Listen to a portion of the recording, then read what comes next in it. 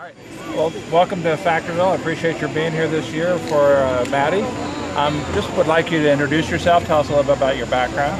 Who, me? Yes. I'm Eddie Frierson, originally from Nashville, Tennessee, and now I'm an actor based in Los Angeles. I've been there for years and just am lucky enough to be able to make a living as an actor. Well, last night you mentioned about how you discovered Christy Mathewson 29 years ago. And A long time ago. Tell us a little bit about that. What happened? How did it all start? I mean, when you... Well, it was hard to believe, 29 years ago. My father found a copy of Pitching in a Pinch, a book Mathewson wrote in 1912, which he didn't actually write. It was a series of interviews he did with a sports writer, Jack Wheeler, that was put into a book. And it sat on my shelf for a couple of years. And then when I was going to a family reunion, I needed something to read on the airplane, and that's what I grabbed. And by the time I touched down, I thought, this fellow's pretty interesting. I think I could do something with this material. And my dad said, where's he from? And I said, Factoryville, Pennsylvania, and we didn't know where that was. Got a map, found out it was up here, and he said, well, why don't you drive up there and see if anybody's still around. And You've never been here before? I had never been here before. No, I'd been to Honesdale because a dear friend of the family, Walter Barb, lives in Honesdale. Mm-hmm. And so that was part of it. My dad said, well, you can go up and stay with Walter B., and it'll give you somewhere to be while you go and check out and see if anybody's still alive. And I was fortunate that people were. And Alvy Reynolds in particular, the first man I met, who was a second cousin of Christy Mathewson, and remembered as a child being taught how to cut holes in the ice and fish during the winter time, and different things. Had distinct memories of Christy Mathewson, things like his high voice, apparently, and things like that. It was just, but more than the Christy Mathewson thing, all the people that I've met in this journey have become second family to me. And if I'd never, ever said one word on stage as this wonderful man, just meeting the Reynoldses was enough to make this a really all worth it. And you've been doing this for how many? When did the play actually first come out? I did the first version of it in 1987 at a national convention for the Society for American Baseball Research in Washington, D.C., and then took the next 8 years to develop it into what I felt was good theater, to where people who hated baseball, not just didn't like it, but who hated baseball, would have a good theater experience. And once it got to the point where I thought it was ready, I tried it out on a theater full of church ladies, and when they were happy and standing at the end, I knew that people were going to love this man as much as I did. And your character last night, your whole play is not just Christy, it's other people that made very deep impressions on Christy. How did you select those people? Can you give 2 or 3 of them and just talk about why they were important in Christy's life? Well, it was they really, and what I do is Christy's impersonations of them. So some of them are a little bit cartoonish and comical. John McGraw, of course, was a big influence on him. They became best friends, and they were complete opposites in personality. John McGraw would cuss every other word.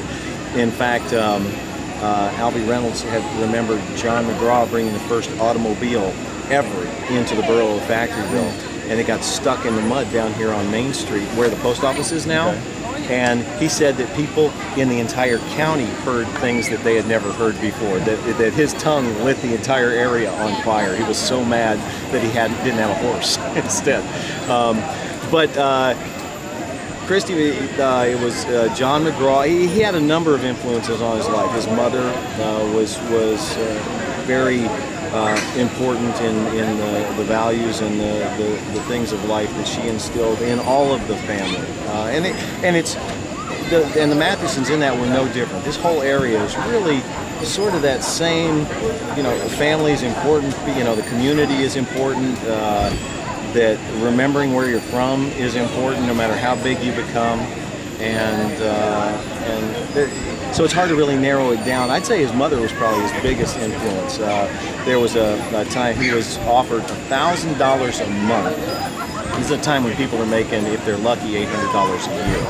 $1,000 a month to put his name on a pool hall in New York City.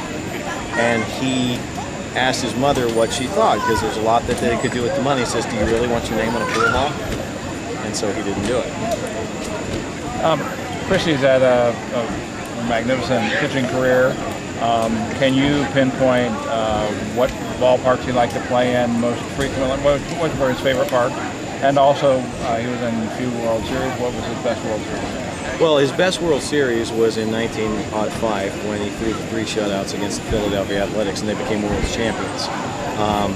He may have performed even better in 1912, the first year of Fenway Park when they played the Red Sox, and he pitched magnificently and ended up losing in Game 8. There was one game that was a tie because of darkness, and so they replayed the game. Game 8 was late in October and it was snowing.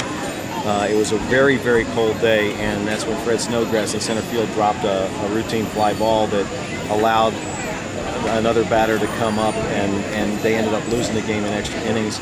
But Honey Fitzgerald, who was JFK's grandfather, said, you know, he was a big Red Sox rooter, and he proclaimed Christy Mathewson the day of the parade for the Red Sox. He proclaimed Christy Mathewson the hero of the World Series, even though he was for the other team. That he liked playing anywhere you could throw a ball. He liked throwing down here in the main town square. Have you been to Polo Park where the Giants played? To the Polo Grounds? Yeah. No, it was torn down when I was a child, so never had the opportunity. So it's just, I know where it was. I've been to the spot where it was. It was right across the river from Yankee Stadium, and that was one of John McGraw's mistakes. The Yankees rented the Polo Grounds, but when they started to become popular, when they took on Babe Ruth, John McGraw said we need to stop giving. They were drawing more than the Giants, and never thought that they could afford to build a stadium, much less that then they would become the Yankees, you know, with their perfect concrete structure and all that. So that was a mistake because the Giants could have made a lot of money off the Yankees over the years. I want you to switch into your character, okay, and I want you to look in the camera and talk when you are encountering youth that want to be inspired and you feel like you need to say something to them. What kinds of things might you tell them? Well, by all means, play ball, because it'll bring you to rub elbows with the world, and it'll teach you much if you will but learn. It'll teach you about the business game, and I think it'll teach you about the life game too. Many young players of all different abilities used to come up to me all the time and say, "Hey, Matty, should I try and make the big league?" And to that, I always used to say, try, yes, absolutely, if you love the game. But if you can't make the big league, give it up. Try another game. Don't spend the best years of your life in any minor league. Try to find a vocation that makes you happy, one in which you can make an honest living for yourself, but most importantly, one in which you can meet many kind and true friends. Because I found it's not the applause and the glory at the ballpark, it's not, it certainly isn't the money that buys contentment for us in this lifetime, but it's our family and our friends that we make and hold that make our greatest happiness and most enduring success. All right. Well, thank you very much. Well, appreciate it. Appreciate it. This guy right here wants to meet you. So He does? This right here? Yes. All right.